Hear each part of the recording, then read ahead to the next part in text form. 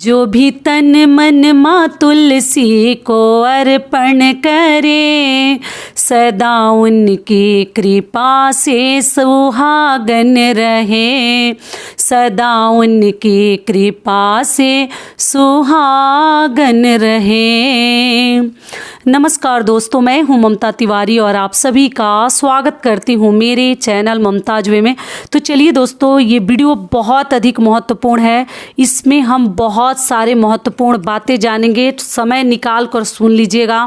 व्रत से संबंधित कई ऐसे महत्वपूर्ण बातें जानेंगे। बाल धोने का लेकर आप लोगों के बहुत सारे क्वेश्चन आ रहे हैं। दूसरी चीज़ क्या है कि व्रत में जो हम जाने अनजाने में गलतियां कर बैठते हैं, वो हमें क्या क्या गलती सुधारनी है, क्या खाएं क्या नहीं खाएं, द्वादशी के पारण का शुभ मुहूर्त क्या है, द्वादशी के दिन किन किन बातों का ध्यान रखनी है। और आप लोगों ने पूछा है कि गुरुवार का व्रत दीदी हम कैसे करें। एकादशी के दिन तुलसी माता में जल डाल सकते हैं और पूजा सामग्री, तुलसी विवाह के लिए पूजा सामग्री हमें क्या क्या चाहिए, लास्ट में वो भी बताऊंगी, दिखा कर बताऊंगी सब कुछ एकदम एक ही वीडियो में। क्योंकि मेरे पास भी देखिए बहुत समय नहीं है, तो इसलिए सोची कि ये वीडियो बहुत अधिक ज़रूरी है। आप लोग बहुत सारे कमेंट्स किए हैं, तो चलिए जल्दी जल्दी से पहले क्वेश्चन सुन लेते हैं, उसके बाद मैं विवाह की सभी सामग्री आपके साथ शेयर करूँगी। ध्यान से बातों को सुन लीजिएगा। सबसे पहले आपको बता दूँ कि देखिए इस साल 2023 में कार्तिक मास के शुक्ल पक्ष की देवउठनी एकादशी जो है 23 नवंबर को है। दिन क्या है? गुरुवार। गुरुवार के दिन हमें व्रत रखनी है और आप जो है एकादशी से लेकर पूर्णिमा तक तुलसी विवाह कर सकते हैं जब चाहें। मैं वीडियो विवाह का विधि दिखाकर पूरी तरीके से अभी जस्ट डाली हूँ, सुबह में आप लोग चेकआउट कीजिएगा चैनल पे। क्लियर हो गया? तो एकादशी का व्रत हम 23 नवंबर को रखेंगे, दिन है गुरुवार। पहला आप लोग का सवाल है कि दीदी गुरुवार का व्रत साथ में कैसे रखें, शाम को क्या भोजन कर सकते हैं? तो जी नहीं, एकादशी का व्रत अगर आप रख कर अगर पूजा पाठ कर रही हैं और गुरुवार का व्रत है तो सोना में सुहागा हो जाएगा। किस लिए अनाज खाइएगा? शाम को आप लोग पूछे हैं दीदी विवाह करके क्या अनाज खा सकते हैं, दूध रोटी खाते हैं, हम हलवा खाते हैं? जी नहीं, मत खाइएगा। आप लोग साबूदाने का खीर खा सकते हैं, शकरकंद दूध खा सकते हैं, केला दूध खा सकते हैं, फलहार खाकर ही रह जाइए। दो व्रत का आपको लाभ मिल जाएगा। दूसरा आप लोग का सवाल है कि दीदी बाल कब धोएं? तो देखिए बाल एकादशी के एक दिन पहले ही धो लेनी चाहिए, क्योंकि एकादशी के दिन बाल नहीं धोया जाता है, न तुलसी जी में जल डाला जाता है। एकादशी के दिन पूर्णिमा और अमावस्या के दिन बाल नहीं धोनी चाहिए। तो देखिए अभी अगर आप लोग चाहें, अगर आप लोग जैसे नॉनवेज वगैरह नहीं खाई हैं, तब केवल लहसुन प्याज खाई हैं, तो शाम का समय है, ठंडा भी लग जाएगा, मान लीजिए तबीयत खराब हो जाएगा, तो आप क्या कीजिएगा, लट निकाल लीजिए। लट निकाल कर आप जो है शैम्पू साबुन से नियम कर लीजिएगा। कल के दिन सिर के ऊपर से नहा लीजिएगा। एक तो इस विधि से कर लीजिएगा। दूसरा क्या है कि अगर गर्म पानी का सुविधा आपके घर में है, रिस्क लेना चाहती हैं, तो आज ही बाल धो लीजिए। अगर नॉनवेज खाई हैं तब तो आपको बाल धोनी ही पड़ेगी। लहसुन प्याज खाई हैं तो गंगा जल का छिड़काव कर लीजिएगा और लट धो लीजिएगा। क्लियर हो गया? बाल धोने का तो आज ही कर लीजिएगा, कल के दिन बाल मत धोइएगा। एक तो गुरुवार है, दूसरी बात क्या है कि कल के दिन एकादशी है, तो दोनों दिन में महिलाओं को बाल नहीं धोनी चाहिए, ध्यान रखिएगा। तीसरा आप लोग का सवाल है कि दीदी तुलसी जी में जल कैसे दें एकादशी के दिन? तो देखिए एकादशी के दिन उस दिन हम तुलसी विवाह करेंगे, तो आप जल दे सकते हैं।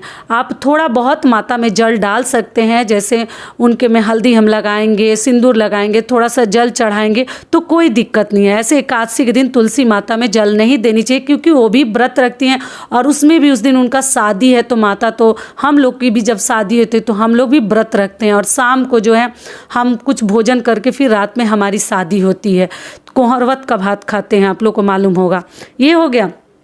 तो इसलिए आप लोग तुलसी माता में जल डाल सकते हैं। इसके बाद आपको क्या ध्यान रखनी है कि आप लोग पूछे हैं कि दीदी व्रत हम पहली बार कर सकते हैं? तो जी, देवउत्थान एकादशी का व्रत जो है पहली बार आप लोग कर सकते हैं, क्योंकि ये एकादशी का व्रत बहुत ही अधिक महत्वपूर्ण है। संकल्प आप लोग सुबह में उठकर साफ स्वच्छ वस्त्र पहन लीजिएगा, स्नान ध्यान करके ब्रश मत कीजिएगा, या तो नया ब्रश से कीजिएगा या तो दातुन से आप लोग ब्रश कीजिएगा।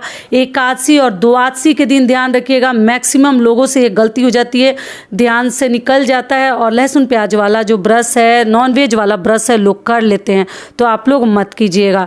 ये भी क्लियर हो गया। देखिए सभी बातें बहुत अधिक महत्वपूर्ण है, एकदम ध्यान रखिएगा आप लोगों के द्वारा एक गलती ना हो। और दोस्तों आप लोग से एक छोटी सी रिक्वेस्ट है, अगर वीडियो पसंद आता है तो चैनल को पक्का सब्सक्राइब कर दीजिएगा इसी प्रकार के महत्वपूर्ण बातों की जानकारी के लिए, और वीडियो को लाइक कर दीजिएगा। आपके एक लाइक से मुझे बहुत अधिक हिम्मत मिलती है, तो जरूर कर दीजिएगा, ठीक है। तो ये हो गया, आप लोग ब्रश करके और नया मतलब साफ सुथरा स्वच्छ वस्त्र पहन के और जैसे हाथ में फूल लेकर संकल्प ले लीजिएगा कि हे विष्णु भगवान, मैं आज आपके लिए व्रत हूँ। और मान लीजिए जिनको व्रत नहीं रखना है, आप लोग पूछे हैं कि दीदी हम बिना व्रत रखे क्या तुलसी माता का विवाह रचा सकते हैं, सब कुछ बता चुकी हूँ, फिर भी पूछ रहे हैं। जी आप लोग कर सकते हैं बिना व्रत रखे, केवल पूजा भी कर लीजिएगा। और जिनको पहली बार अगर व्रत रखना है तो इस प्रकार से संकल्प लेकर, हे भगवान मैं आपका आज व्रत रख रही हूँ, मेरा व्रत जो है एकदम अच्छे से स्वीकार कीजिए, निर्विघ्न संपूर्ण हो, और रात को हम आपका विवाह रचाएंगे, ठीक है। इस प्रकार से करते हुए हमें व्रत रखनी है। आप लोग पूछे दीदी व्रत में क्या खाएं, तो देखिए व्रत में आप जो भी चाहें फलाहारी चीज़ें खा सकते हैं, कोई नियम नहीं है। 2 बार, 1 बार, 4 बार, 5 बार, जितनी बार चाहें आप लोग व्रत में पानी पी सकते हैं, भोजन कर सकते हैं, मतलब फलाहार कर सकते हैं। और आप जो है सोएं ना तो ज़्यादा बेहतर है, क्योंकि एकादशी व्रत में सोनी नहीं चाहिए। उसका जो फल है ना वो त्रिजटा नाम के राक्षसी को मिल जाता है। आप लोग एकादशी के लिए नियम विधि के लिए, देखिए ये वीडियो मांगे थे तो जल्दी से बना रही हूँ, तो आप लोग ध्यान रखिएगा, सोइएगा मत। अगर मान लीजिए तबीयत खराब है तो तुलसी पत्र अपने आंचल में बांधकर सो जाइएगा। ये क्लियर हो गया। नियम है कि तुलसी जी का विवाह हमें रात में ही करनी है, दिन में नहीं करनी चाहिए, क्योंकि भगवान रात में जागृत होते हैं और रात में ही हम उनका विवाह रचाते हैं। कई लोग एकादशी को रचाते हैं, कई लोग द्वादशी के दिन, तो आप लोग देख लीजिएगा। तो हम रात को विवाह शादी करेंगे, उसके बाद सामग्री कब उठाएं उसके लिए आगे वीडियो डालूंगी, इसी में हर चीज़ बताऊंगी तो बड़ा हो जाएगा। अब चलिए द्वादशी के पारण का शुभ मुहूर्त बता दूँ। तो देखिए 23 को हम व्रत रखेंगे और 24 को हम द्वादशी का पारण करेंगे, दिन शुक्रवार को, 24 नवंबर को, ठीक है, शुक्रवार है। और उस दिन व्रत हम सुबह 6:52 से लेकर 9:04 तक आप लोग व्रत खोल सकते हैं, ठीक है। और शुद्ध सात्विक भोजन हमें करनी है, घी से बना हुआ भोजन करते हैं, चावल नहीं खाते हैं। द्वादशी के दिन एक समय ही भोजन किया जाता है, तो इस बात का आप लोग ध्यान रखिएगा। अगली चीज़ क्या है, आप लोग पूछे दीदी रात में क्या हम चावल खा सकते हैं, तो जी आप रात में चावल खा सकते हैं, दिन में मत खाइएगा। सब कुछ बता दी, पारण का भी शुभ मुहूर्त बता दी। अब चलिए सामग्री क्या क्या है वो मैं आपको बता देती हूँ। तो तुलसी माता के विवाह के लिए सामग्री हमें क्या क्या लेनी है, ऐसे तो मैं पूजा विधि करके एकदम अच्छे से आपको दिखा चुकी हूँ। तो सामग्री में देखिए सबसे पहले तो विष्णु भगवान का आप लोग एक सिंगल फोटो लेने की कोशिश करें, कैलेंडर भी रहेगा तो चलेगा, जैसे आपका क्षमता है देख लीजिएगा।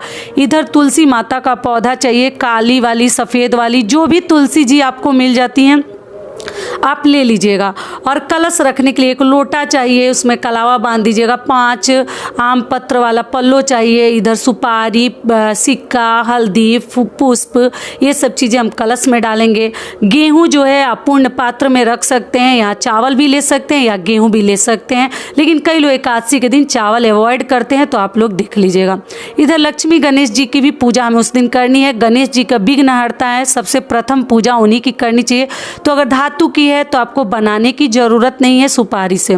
और पूजा में शंख आप लोग जरूर रखिएगा। विष्णु भगवान के विवाह में 1 लोटा जल रखेंगे पूजा पाठ करने के लिए, भोग लगाने के लिए। और यहाँ धूप बत्ती मैं ले ली हूँ। सामग्री ये छोटी छोटी सामग्री है, इससे कम सामग्री में भी आप कर सकते हैं, इससे अधिक भी सामग्री ले सकते हैं। और इधर जो फल फ्रूट, मिठाई, बतासा आप लोग देख लीजिए, जो भी आप चाहें ड्राई फ्रूट्स वगैरह ले सकते, केला, सेव, जो भी ऋतु फल है।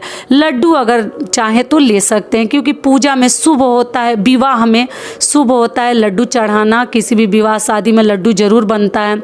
जनेऊ चाहिए, इत्र चाहिए। इधर आप पान का पत्ता मिल जाए तो और भी अच्छा है, विवाह शादी में इस्तेमाल करेंगे पूजा पाठ में। और ये कुछ दक्षिणा माता को चढ़ानी है। इधर सिंदूर, हल्दी, कुमकुम, ये सब चीज़ें हैं। एक दीपक चाहिए कलश के ऊपर रखने के लिए। कई लोग श्री कलश रखते हैं, नारियल रखते हैं, आप लोग देख लीजिएगा आपको कौन सा कलश रखनी है। और इधर जो है आप ये सभी चीज़ें तुलसी माता को चढ़ाकर किसी भी ब्राह्मण को दे सकते हैं। देवउठनी एकादशी के दिन दान करना अपने में एक सर्वश्रेष्ठ माना जाता है। अगर ये वस्त्र आप नहीं दान कर सकते तो आप केवल जो है श्रृंगार की चीज़ें भी दान कर सकते हैं। आप टोटल आपकी इच्छा है, आप लोग देख लीजिएगा। और माता को अच्छे से आप लोग साज श्रृंगार कर दीजिएगा और तब हम विवाह रचाएंगे। इधर हार ले लीजिएगा, आप फूलों का भी हार ले सकते हैं जयमाल करवाने के लिए, मतलब वरमाला। और आप जो चाहें तो आर्टिफिशियल भी माला से करवा सकते हैं। माता के लिए इधर एक लाल चुनरी ले लीजिएगा या पीली चुनरी, क्योंकि विवाह शादी में लाल ही चलता है। और विष्णु भगवान के लिए पीला चुनरी, अगर नहीं है तो लाल पीला कपड़ा भी अगर छोटा सा कतरन रखें उससे भी हो जाएगा। और इस प्रकार के आर्टिफिशियल माला भी आप लोग ले सकते हैं। पूजा विधि में सब दिखाई हूँ, आप लोग मेरे चैनल पे चेकआउट कीजिएगा, हर चीज़ मैं बता चुकी हूँ।